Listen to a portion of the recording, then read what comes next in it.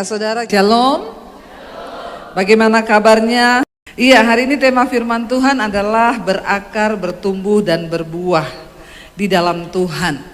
Saudara, saya percaya yang Tuhan inginkan dari hidup kita ini menjadi orang Kristen, orang percaya, bukan hanya sekedar menjadi Kristen. Ya, karena kalau hanya KTP saudara yang Kristen, nanti waktu pengangkatan tiba, dompetnya terbuka, KTP-nya terangkat, dan orangnya tertinggal. Karena yang Kristen hanya, nah itu namanya Kristen KTP. Tetapi Tuhan mau kita ini semua di dalam Tuhan berakar, bertumbuh, berbuah. Ya, jangan hanya menjadi Kristen yang cuma bikin panas kursi gereja. Tapi jadilah orang Kristen yang berakar, bertumbuh, berbuah. Artinya hidup kita ini berdampak bagi orang lain. Saya pengen kita buka bersama Kolose pasal yang kedua. Kolose 2 ayat yang ke-6 ya. Kolose 2 ayat yang ke-6 mulai firman Tuhan berkata begini. Kita baca bersama. Ya, semua baca dengan suara yang keras ya, karena saya tahu banyak yang jarang baca Alkitab di rumah. Jadi kita baca Alkitab ya. 1, 2, 3. Kamu telah menerima Kristus Yesus Tuhan kita, karena itu hendaklah hidupmu tetap di dalam Dia. 7. Hendaklah kamu berakar di dalam Dia dan dibangun di atas Dia.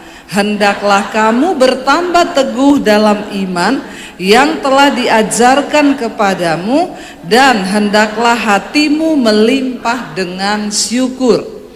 Nomor 1 dikatakan di sana, karena kamu telah menerima Kristus Yesus Tuhan kita, karena itu hendaklah hidupmu tetap di dalam Dia. Siapa di sini yang sudah menerima Yesus sebagai Tuhan dan Juru Selamat? Pasti semua. Kalau belum pulang saja. Ya, semua sudah menerima Yesus sebagai Tuhan dan Juru Selamat. Ayat ini berkata, karena kita sudah menerima Kristus Yesus ya Tuhan kita, hendaklah hidupmu tetap di dalam Dia. Mari kita tanamkan di hati kita, apapun yang terjadi di hidup ini, sekali Yesus tetap. Amin. Jangan pernah beralih. Entah karena apapun, karena sekarang banyak pengajaran juga yang aneh-aneh. Ya, saya berdoa supaya saudara tetap di dalam Kristus dan tetap di dalam kebenaran firman Tuhan. Saya dulu punya teman saudara, pendoa loh di gereja. Kalau berdoa itu berjam-jam. Ya, akhirnya mulai aneh-aneh saudara. Satu kali dia ketemu saya, dia bilang begini. Dia nggak tahu dia ketemu orang-orang dari mana yang membawa pengajaran yang menyesatkan. Satu kali dia ketemu saya, dia bilang begini, Deb, sekarang ada ajaran yang baru loh. Saya sekarang ini kalau berdoa sudah enggak pakai nama Yesus. Oh iya, kenapa? Karena sekarang saya kalau berdoa langsung kepada Bapa, tidak lewat Yesus. Saya bilang, kamu ada jalan pintas ya? Ya, Alkitab berkata tidak ada satu orang pun sampai kepada Bapa kalau tidak lewat. Lah dia bilang dia langsung sama Bapa, tidak lewat perantara. Kenapa kita harus lewat Kristus untuk datang kepada Bapa? Karena Kristus adalah Tuhan yang menjadi manusia, berkorban bagi kita, darahnya tercurah, sebab akibat dosa adalah maut, dan tanpa darah Kristus kita tidak mungkin mendapat karya penebusan. Lewat Kristus Yesus kita diperdamaikan dengan Bapa. Darahnya yang tercurah memperdamaikan manusia yang tadinya hubungan kita terputus dengan Tuhan. Lewat kematian Kristus kita ini diperdamaikan. Dulu waktu saya belum percaya Yesus, waktu saya belum terima Tuhan Yesus, saya itu dalam hati berkata gini, orang Kristen nih blok loh. Ya, mengerti maksud saya ya? Dulu saya bilang gitu, orang Kristen nih kok bodoh banget ya. Masa percaya Tuhan yang mati? Kalau memang dia Tuhan, kenapa dia mati? Diludahi, dipukul, disalib. Karena saya tidak mengerti kebenaran. Setelah saya jadi Kristen, saya menerima Tuhan Yesus. Saya belajar firman Tuhan dan saya berakar dalam firman. Saya baru tahu, justru kalau Yesus datang dan tidak mati, maka gagallah karya penebusan. Memang Yesus itu datang untuk mati. Makanya saudara harus mengerti firman Tuhan loh. Supaya saudara ini semua jadi penginjil, penuai di akhir zaman. Karena di luar sana banyak orang yang tidak mengerti. Dan Alkitab berkata, siap sedialah kamu untuk memberikan pertanggungan jawab kepada orang yang meminta pertanggungan jawab terhadap imanmu. Kalau ada orang tanya, kamu Kristen ya? Itu kok kenapa Yesus mati? Saya tak kasih nomornya Bu Esther ya. Nanti gue takon dewi karo Bu Esther. Atau iki lo teleponnya Bu Debbie Basir gitu. Tanya ono. Maaf saudara. Makanya Rasul Paulus berkata, kalau dilihat dari segi usia, saudara-saudara ini semua sudah harusnya jadi pengajar. Tapi tentang asas-asas kekristenan saja banyak orang Kristen tidak mengerti. Kita perlu bertumbuh, berakar dalam Kristus dan tetap di dalam Dia. Satu kali saya naik Grab di Jakarta pelayanan, lalu ada sopirnya itu, dia tanya saya begini, oh ibu ini orang Cina ya? Terus saya bilang, jangan bawa-bawa suku loh Pak. Ya, saya ini yang pasti NKRI harga mati. Lalu dia bilang, oh berarti ibu anak buahnya Ahok ya? Ya, saya bilang, ya enggak, saya ini yang pasti anak Tuhan. Saya bilang, bukan Pak, saya ini dari Sulawesi. Dia lihat aplikasi saya, ini ibu namanya Debbie Basir. Ya. Oh berarti ibu agamanya Muslim ya? Saya bilang, dulu. Dia kaget saudara. Loh kok bisa dulu? Iya sekarang saya jadi pendeta. Loh kok bisa loh? Ya bisa toh Pak, apa yang tidak bisa di dunia ini.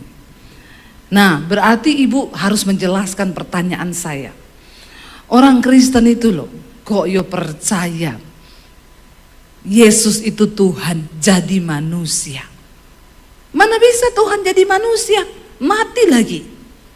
Lalu saya tanya, Pak, Bapak percaya kalau Tuhan tuh maha kuasa? Percaya Bu. Bapak percaya Tuhan bisa jadi semut? Percaya. Tuhan bisa jadi apa saja? Percaya. Karena Dia maha kuasa. Pertanyaan saya, Bapak percaya nggak Tuhan bisa jadi manusia? Terus dia bilang, ya percaya. Nah itu Bapak percaya. Lalu saya jelaskan, kenapa Pak Tuhan harus menjadi manusia? Upah dosa adalah maut. Bapak juga belajar tentang dosa keturunan dari Adam dan Hawa. Manusia jatuh ke dalam dosa sehingga kehilangan kemuliaan Allah. Manusia terpisah dari Tuhan. Satu keadaan yang sangat mematikan, yang sangat memprihatinkan dari seorang manusia adalah ketika hubungannya dengan Tuhan itu terputus. Bapak tahu dosa memutuskan hubungan kita dengan Allah. Kenapa? Allah itu kudus. Kita berdosa, kita nggak bisa menghampiri Dia. Lalu Allah beberapa kali berusaha untuk mendamaikan dirinya. Dia kirim nabi-nabi untuk berbicara agar manusia bertobat. Tidak ada yang bertobat. Nabi dibunuh, nabi dianiaya, manusia tidak mau menerima kebenaran. Karena memang upah dosa itu maut. Akhirnya dengan usaha manusia untuk mendamaikan dirinya dengan Allah itu sudah tidak bisa. Apapun Pak kita melakukan, Alkitab berkata kebenaran manusia itu seperti kain kotor di hadapan Tuhan. Tidak ada seorang pun bisa membenarkan dirinya. Lalu Tuhan berinisiatif untuk mendamaikan dirinya dengan manusia. Dia turun ke dalam dunia Untuk apa? Mati. Dulu manusia berusaha memperdamaikan dirinya dengan Tuhan lewat apa? Kurban. Sembeli lembu, sapi, kambing, domba, kalau bikin dosa, curahkan darah.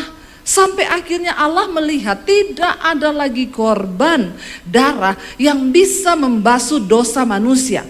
Dan saudara bisa bayangkan kalau sampai hari ini perjanjian lama masih berlaku, Yesus tidak datang. Apakah cukup kambing, domba, sapi di paraan ini untuk tebus dosa kita?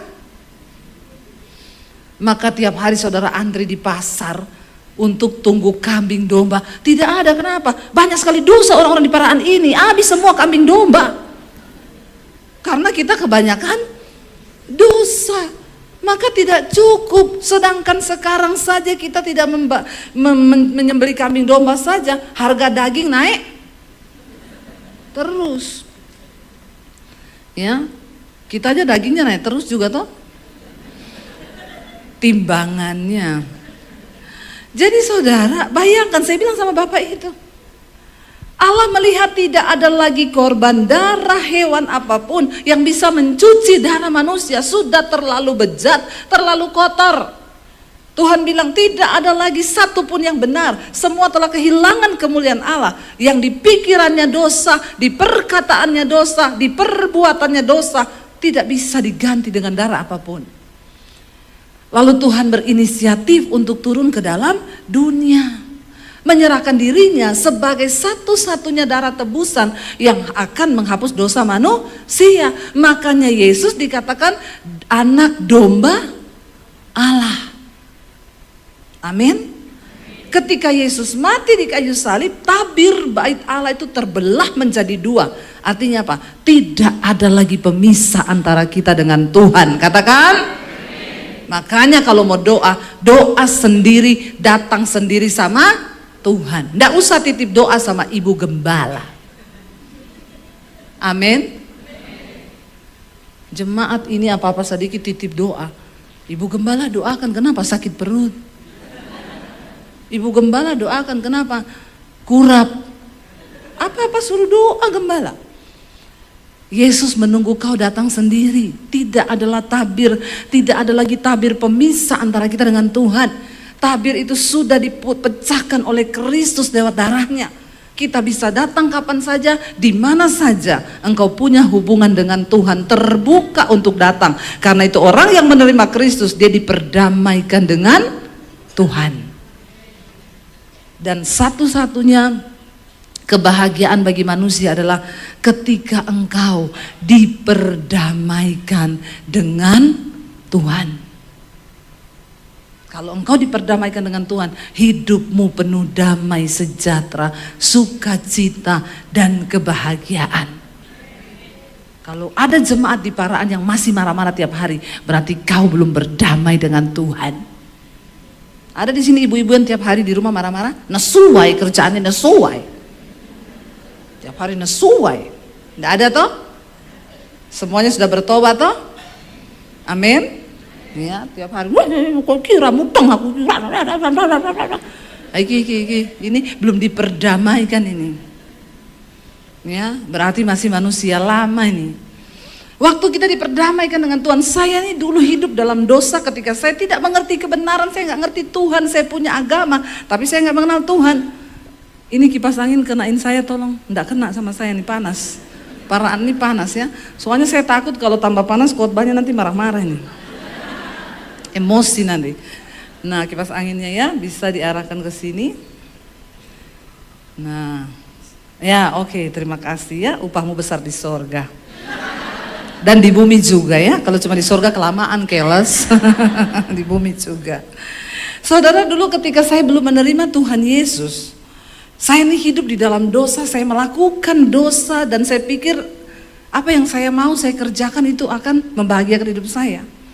Tapi ternyata dosa itu membawa sesuatu yang tidak berkenan pada Allah, hidup saya hancur, rusak, sehingga pada akhirnya saya pengen mati, bunuh diri.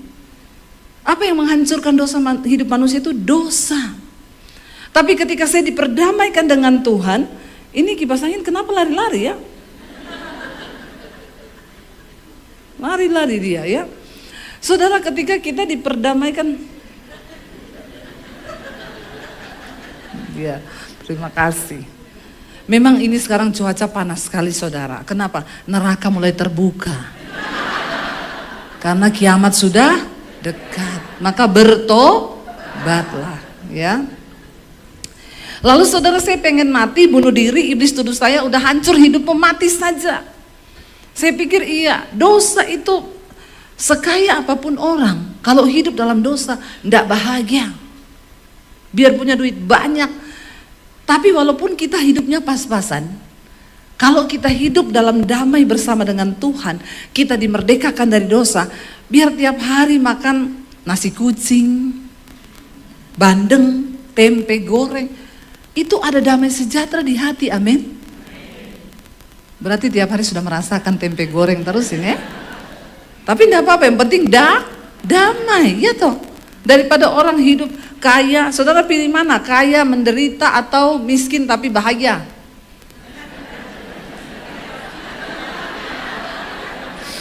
Hati-hati, ini pertanyaan jebakan. Saudara pilih mana? Itu tidak ada dalam daftar pilihan. Memang ini orang Kristen ini tidak mau rugi, mau kaya dan bahagia, ya. Tapi nggak apa-apa kalau Tuhan izinkan menderita. Yang penting kita hidup dalam kekudusan, bebas dari dosa, itu kita bahagia loh. Tapi orang kalau hidup dalam dosa, cekot-cekot, bangun pagi udah mumet, sakit kepala, puyeng. Kenapa? Kau kebanyakan dosa. Loh, saya ini enggak bersinah loh Bu, saya ini enggak selingkuh, tapi kau kepahitan. Kau pikul terus kepahitan, aku tuh jengkel sama ini, aku marah sama anakku, marah sama menantu, marah sama ini. Ya kau hidup dalam dosa, kau diperbudak oleh iblis. Ya, sehingga engkau tidak merdeka. Orang yang hidup dalam kemerdekaan dalam Kristus itu enak. Ketika saya dimerdekakan Tuhan, saya ketemu Tuhan Yesus secara pribadi. Firman Tuhan berkata, barang siapa yang berjumpa dengan Tuhan Yesus, berjumpa dengan kuasa Roh Kudus, sebab jika Roh Kudus turun atasmu, maka dia akan memerdekakan engkau. Dia akan menginsyafkan engkau akan dosa, kebenaran, dan penghakiman. Hidup kita dibaharui saudara. Dulu saya ini sebelum bertobat pemarah, mulut saya tukang maki orang, saya berantem sama adik saya pukul-pukulan pakai tangan, saya tendang, ya, saya ini orang paling jahat, kepahitan, sudah semua dosa ada sama saya. Tapi ketika saya bertobat, ya, Tuhan merdekakan saya, saudara. Kenapa kalau kita harus pergi ke Israel? Kita lihat saudara, Alkitab berkata seperti pohon kurma. Di sana kita bisa lihat pohon kurma di kanan kiri kita. Dan saya melihat pohon kurma itu memang ajaib. Dan kenapa ditulis di Alkitab? Memang Alkitab itu juga luar biasa memberikan perumpamaan. Namanya juga firman Tuhan. Kalau saudara lihat tuh pohon kurma, di tengah tandus begitu berbatu-batu, pohon itu tumbuh, daunnya hijau, berbuah manis. Alkitab bilang kehidupan orang benar itu seperti pohon kurma. Saudara tahu pohon itu ketika ditanam, ditimbun pakai batu besar, dia nggak bisa tumbuh ke atas, dia terus ke bawah mencari sumber air. Waktu dia dapat sumber air itu nggak 1-2 bulan, bertahun-tahun. Dia ke bawah dulu, mencari sumber air. Tuhan itu sebenarnya maunya orang Kristen begitu, jangan buru-buru naik mimbar. Jangan buru-buru pelayanan kalau kau belum berakar ke dalam. Makanya banyak orang Kristen tuh jadi batu sandungan. Udah bolak-balik naik di atas mimbar, ternyata selingkuh. Naik di atas mimbar, ternyata homo. Naik di atas mimbar, ternyata pelakor, ani-ani, simpenannya om-om. Ya, naik di atas mimbar, ternyata pisah ranjang, sama suaminya di rumah berantem, sama istrinya berantem, nggak bicara, nggak omongan 3 hari 3 malam, tapi naik di mimbar. Kenapa begini terjadi? Karena banyak orang Kristen cepat-cepat mau tumbuh ke atas, tapi nggak mau bertumbuh ke dalam. Ke dalam ini berakar, bicara tentang pembentukan karakter. Pembentukan karakter itu nggak gampang. Pohon kurma itu mencari sumber air ke dalam tuh bertahun-tahun. Ketika akarnya menemukan sumber air, dia punya energi, kekuatan. Waktu tunasnya tumbuh ke atas, dia geser batu besar itu. Saudara tahu kenapa Tuhan mengibaratkan kehidupan orang Kristen itu seperti pohon kurma. Pohon kurma itu saudara, kalau saudara ke Israel, amin dulu aja. Ya, nanti saya berangkat Oktober lagi bulan depan. Saudara, pohon kurma itu, kalau kita pergi ke Israel, saya selalu bilang sama peserta, kamu ambil kurma di hotel, kalau sarapan pagi, bawa beberapa kurma, bungkus aja di plastik atau di tisu. Nanti kita nih banyak jalan kan, pergi ke sana ke sini jalan, itu nanti kamu capek, nggak biasa di Indonesia ini nggak biasa jalan-jalan jauh, di sana panas. Nanti kalau kamu udah pusing, lemes, saya lakukan itu, makan kurma, satu aja langsung celeng, siap jalan lagi. Ya, karena kurma itu sumber energi, buahnya itu manis dan itu bukan gula. Ya, dia mendatangkan kekuatan. Kalau gula itu energi yang menipu. Saudara jangan banyak-banyak minum gula. Ya, itu racun. Tapi ambil gula yang dari buah, sumbernya itu masih glukosa. Kalau udah gula putih itu sudah berubah jadi sukrosa, racun. Rusak ginjal, rusak paru-paru, rusak semua. Itu kurma kalau kita makan udah mulai pusing, aduh keringet kan banyak nih, jalan sana, jalan sini belum makan lagi. Makan kurma satu, langsung tok jer, mata kebuka, langsung semangat lagi. Ini naik Gunung Sinai turun juga masih bisa ini. Ya, turun naik gunung pencobaan juga bisa ini. Ya, itu buah kurma. Bukan cuma itu saudara. Saudara tahu kurma itu kalau di padang gurun datang yang namanya badai angin, itu pohon kurma bisa begini loh. Tapi dia berdiri lagi karena akarnya kuat. Orang Kristen waktu akarmu kuat, mau datang badai angin puting beliung, kau tidak akan pernah jatuh tergeletak. Sebab apa? Akarmu kuat di dalam firman Tuhan. Makanya berakar di dalam Dia. Amin. Amin saudara. Gak mudah kau jatuh. Orang Kristen sekarang baru digosipin, baru difitnah. Aku gak mau ke gereja. Kenapa? Itu ya. Cerita tentang sayang. Terus dia gak mau ke gereja. Baru digosipin begitu. Baru difitnah gitu. Udah tumbang imannya.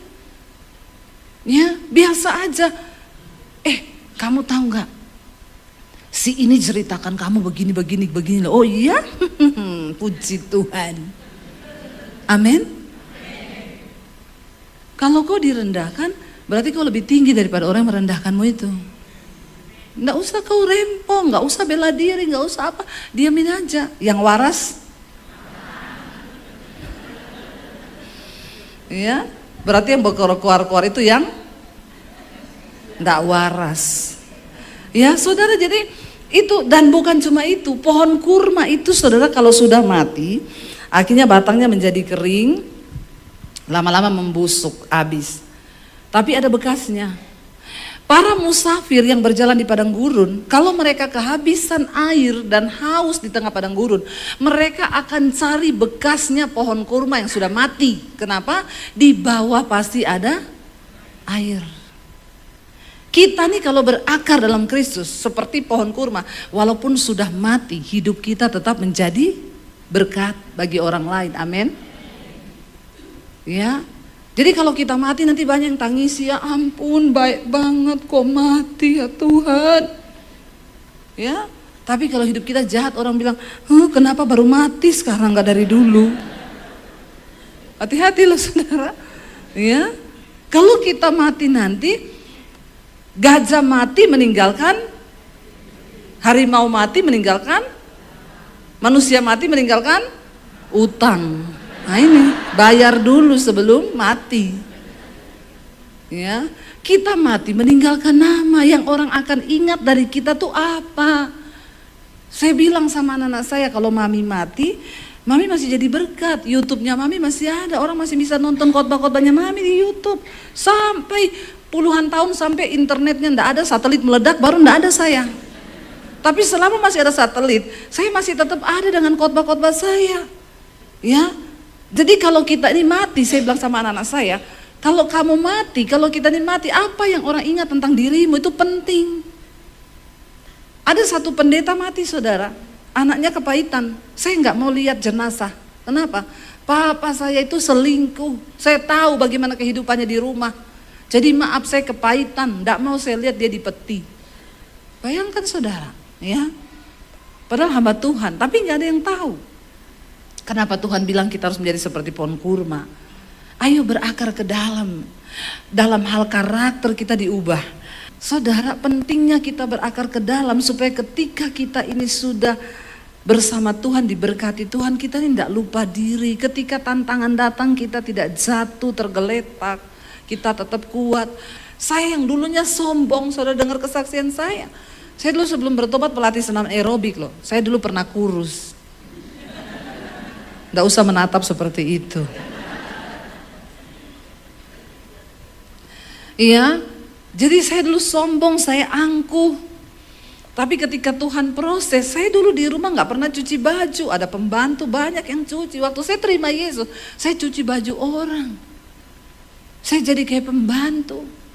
Tapi itu proses berakar ke dalam. Karena itu sekarang nggak ada lagi yang bisa merendahkan saya, yang menghina saya, nggak ada. Karena memang saya sudah pernah rendah serendah-rendahnya. Kalau kita sudah direndahkan Tuhan, saya yakin nggak ada bapak ibu yang gini. Oh, dia ngomong-ngomong tuh tentang aku. Oh, orang ngerti deh sopo aku, pret. Ya, belum ngerti ya aku nih siapa. Aku juga punya harga diri. Piro harga dirimu piro? Udah ndak ada, sudah dibayar lunas di atas kayu salib. Ndak usah sombong, ndak usah angkuh, direndahkan, puji Tuhan. Masih belum rendah, terus lagi terus.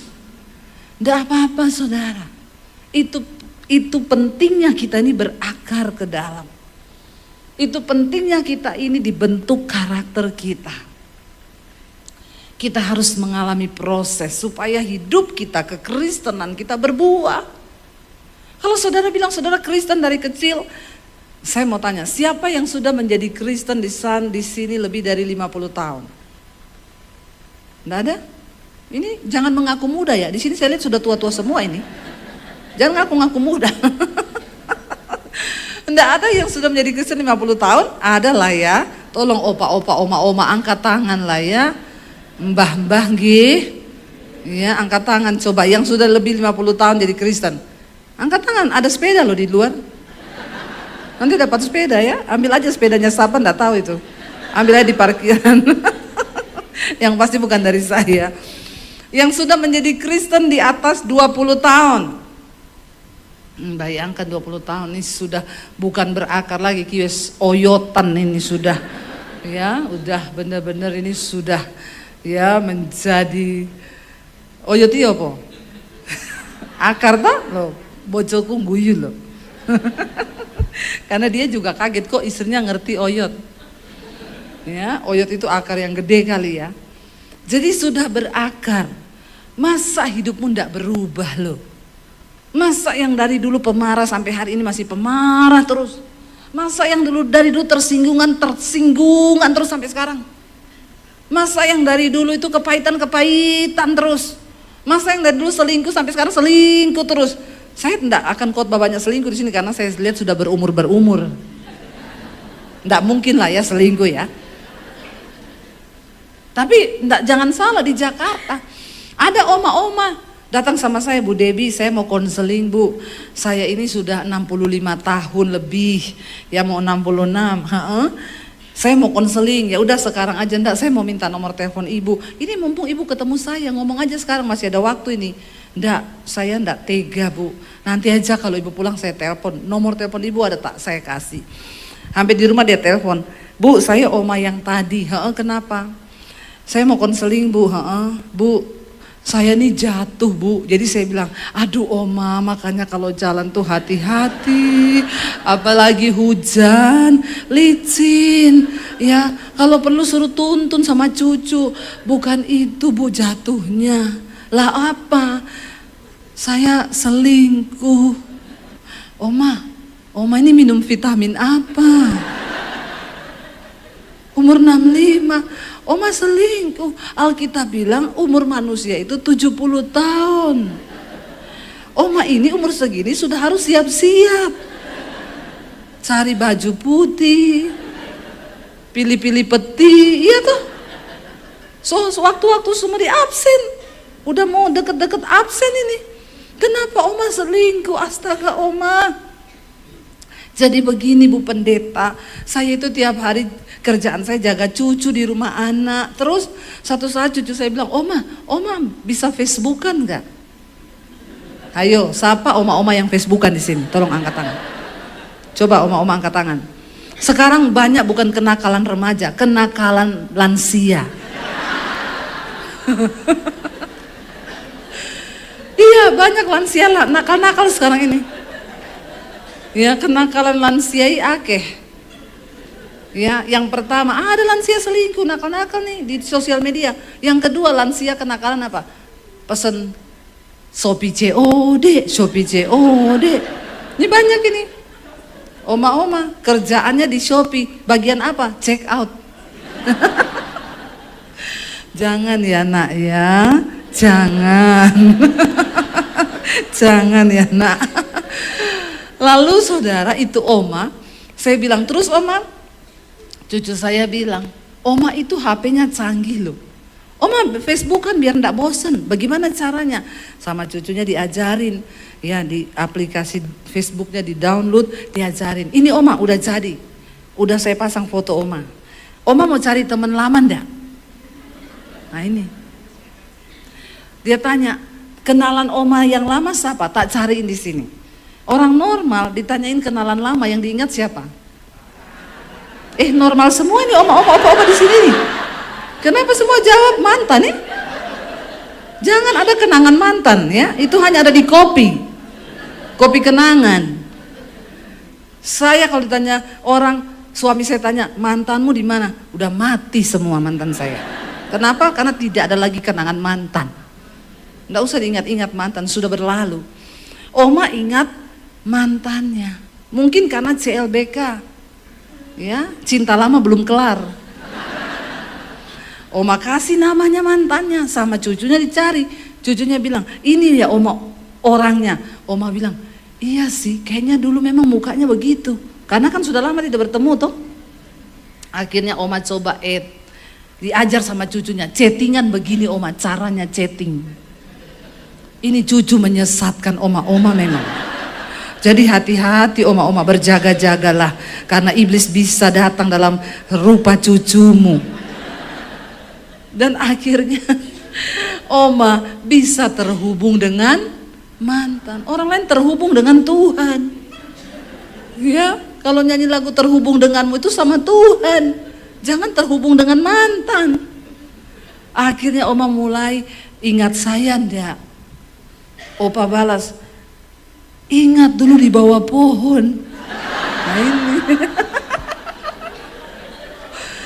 Bahaya Opa Akhirnya nyamuk. Terus saya bilang begini Oma. Oma kan baru ketemu di Facebook. Oma kalau tidak kuat iman, ndak usah Facebookan. Oma blokir saja dia atau tutup Facebooknya. Oma ndak usah Facebookan kalau begitu. Ibu Pendeta, masalahnya bukan itu. Kami sudah sering ketemu dan melakukan hubungan. Biasa aja ketawanya. Jadi saya tanya, emang Oma itu Opa tinggal di mana? Oma tinggal di Jakarta, Opa di Kalimantan. Terus bagaimana ketemunya? Opa datang ke Jakarta. Terus ketemu di mana? Di hotel Bu Pendeta. Saya bilang, kenapa bisa ketemuan di hotel Oma? Kami ini tadinya tidak kepikiran apa-apa Ibu Pendeta. Tapi waktu kami ketemu di hotel, terjadilah hal-hal yang diinginkan. Jangan bilang tidak diinginkan. Kalau tidak diinginkan tidak terjadi. Itu pasti karena Oma menginginkan. Oma, ketemu itu di restoran. Kenapa ketemu di hotel? Di hotel cuma ada kasur dan bantal. Oma mau ngapain? Lalu saya bilang, Oma ingat umur, Oma ikhtifar, Oma. Aduh saudara, mengerikan loh. Makanya sekarang ini jangan bilang orang tua-tua tidak perlu dikotbahi tentang perselingkuhan. Banyak orang tua-tua ini. Ya, tua-tua keladi. Makin tua makin. Nah, tahu ya. Pengalaman pribadi ya. Jangan ya nak ya. Mengerikan saudara, yang namanya dosa itu ya sekarang ini bekerja dari semua sisi. Makanya kita ini harus melekat kepada Kristus. Dikatakan hendaklah kamu berakar di dalam Dia dan dibangun. Apa arti kata dibangun? Bertumbuh. Ya, kita harus bertumbuh di atas Dia dan hendaklah kamu bertambah teguh dalam iman yang telah diajarkan kepadamu dan hendaklah hatimu melimpah dengan syukur. Tanda orang itu sudah sungguh-sungguh menerima Kristus adalah waktu hidupmu itu terjadi perubahan. Ya, berubah saudara. Ya, waktu kita bertobat, kenal Yesus, berakar, bertumbuh, ya, firman Tuhan berkata Roma pasal yang ke-12, janganlah engkau menjadi serupa dengan dunia ini, tapi berubahlah oleh pembaharuan budimu, supaya kamu dapat membedakan manakah kehendak Allah, apa yang baik, yang berkenan kepada Allah dan yang sempurna. Karena itu persembahkanlah tubuhmu sebagai persembahan yang hidup, yang kudus, yang berkenan kepada Allah. Itu ibadahmu yang sejati. Mempersembahkan tubuh ini loh sebagai persembahan yang hidup, yang kudus, yang hidup bukan yang mati, yang hidup, yang kudus, yang berkenan kepada Allah. Itu ibadah kita yang sejati. Berubahlah oleh pembaharuan budi. Ya, jangan hidup begitu-begitu terus. Ya, lalu kita bilang, ya Yesus aku sama seperti Yesus. Yesus tidak berubah, aku pun tidak berubah. Yesus memang tidak berubah, tapi kau harus berubah. Amin. Ya. Jangan bilang saya tidak mau berubah, saya harus berubah. Suami harus berubah. Amin Bapak-bapak. Ya, jangan egois terus. Ya, aku ki wong lanang loh. Ki Bapak-bapak itu biasanya begitu. Ya, tapi kita harus berubah. Ternyata firman Tuhan itu berguna untuk membentuk hidup kita. Jadi ibu-ibu besok, ya kalau kau sudah habis bersih-bersih rumah, ya suamimu mengotori untuk Tuhan. Amin. Nggak usah terlalu emosi sama suami. Tapi suami saya selingkuh bu, serahkan dia sama Tuhan. Makanya jangan terlalu mencintai suami lebih daripada Tuhan. Artinya apa? Ada orang waktu suaminya selingkuh dia mau bunuh diri. Karena cintanya habis untuk suaminya. Saya bilang, ibu kau bodoh. Kenapa kau mau bunuh diri? Karena suamimu selingkuh. Ibu jangan terlalu mencintai suami lebih dari Tuhan. Cintai Tuhan di atas segala-galanya. Karena suami itu cuma dua. Kalau nggak diambil Tuhan, diambil pelakor. Jadi bapak-bapak hati-hati. Ya, kalau kau diambil pelakor, istrimu berdoa, Tuhan daripada diambil pelakor, mending kau yang ambil Tuhan. Aku lebih rela Tuhan kalau suamiku kau yang ambil. Hati-hati bapak-bapak, hati-hati. Ya, bertobat. Amin.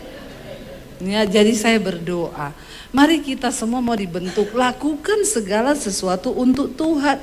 Makanya dikatakan, mari saudara, waktu kita berakar, kita dibangun, kita bertumbuh, berbuah. Artinya berbuah apa? Hidup kita bisa dinikmati oleh orang lain. Ih dia kok gitu ya, dulu pelit minta ampun, sekarang kok ya tukang memberi loh. Sekarang kok baik, dulu kalau ngomong itu marah-marah, sekarang kok begini ya. Kita jadi istri tiba-tiba berubah, suami lihat. Saya sudah banyak mendengar kesaksian ibu-ibu yang konseling, bu suami saya itu gak mau berubah-berubah. Saya bilang, bu firman Tuhan berkata, istri tanpa perkataan menangkan suamimu. Kau dulu yang berubah, ndak usah tuntut suami berubah, kita tuntut diri kita untuk berubah. Waktu kita berubah, maka firman Tuhan bilang, satu orang berubah, satu orang diselamatkan, maka seisi rumah akan diselamatkan. Ketika saya berubah, saya melakukan semua untuk Tuhan. Saya bikin kopi untuk Tuhan, saya bersih-bersih rumah untuk Tuhan. Tiba-tiba suami saya lagi duduk, dia datang, aku bikinin kopi. Tumben, enggak tahu enak atau tidak, tapi itu dengan cinta. Dia berubah. Akhirnya bantu cuci baju, bantu ngepel, bantu nyapu. Kita nggak perlu ngomong. Itu artinya kita mengalami perubahan, hidup kita ini berbuah. Tapi jangan buahnya asem. Ya, karena bikin sakit gigi, ngilu gigi kalau makan buah asam. Buahnya yang manis supaya bisa dinikmati oleh orang lain. Saya mengucap syukur saudara, kalau Tuhan tidak menjamah hidup saya nggak kenal Dia, saya tidak bertumbuh, tidak berakar, tidak berbuah, maka mungkin saya dulu sudah mati karena bunuh diri, saya binasa, saya menuju ke neraka. Tapi karena saya berjumpa dengan Tuhan Yesus, puji Tuhan, tidak akan pernah ada Debbie Basir yang seperti hari ini kalau saya tidak diproses oleh Tuhan. Karena itu jangan pernah menyalahkan keadaanmu, jangan pernah salahkan prosesmu. Kalau engkau sudah melihat nanti, memang jawabannya kita belum dapat sekarang. Waktu saya diusir dari rumah, saya bilang, kenapa Tuhan saya diusir? Kenapa Tuhan saya diusir? Sekarang saya bilang, Tuhan terima kasih karena aku diusir. Karena kalau saya tidak diusir, saya tidak jadi seperti hari ini. Amin saudara. Apapun proses yang sedang kau hadapi, kita mau berkata, aku mau Tuhan, sekali Yesus, tetap Yesus.